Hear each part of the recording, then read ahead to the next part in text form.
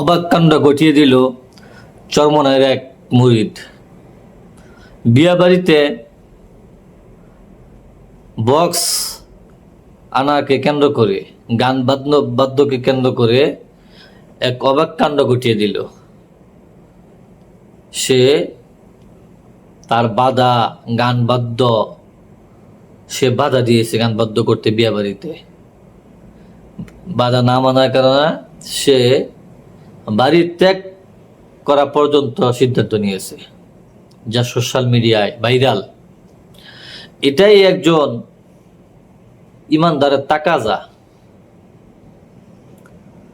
কারণ আপনি নামাজ পড়বেন, আবার আপনার মেয়ে বিবাহ দেওয়ার সময় গান বাদ্য বাজাবেন, আপনার বাড়িতে গান বাদ্য বাজবে, ঢোল তবলা বাজবে, বক্স বাজবে, আবার আপনি নামাজও পড়বেন, আবার সুদও খাবেন, নামাজও পড়বেন, গান বাদ্য বাজাবেন। এটা হতে পারে না। দুইটা বিপরীতমুখী কাজ।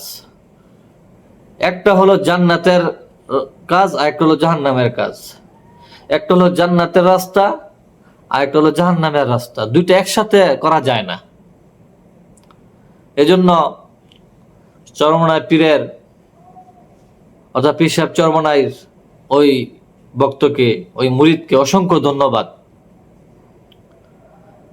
তার ইমানকে আল্লাহ তাআলা আরো মজবুত করে দেখ, তার ইমানি সাহসকে আরো মজবুত করে দেখ, ইমানি শক্তিকে বৃদ্ধি করে দেখ, তার আমলের মধ্যে আল্লাহ তাআলা বরকত দান করুক।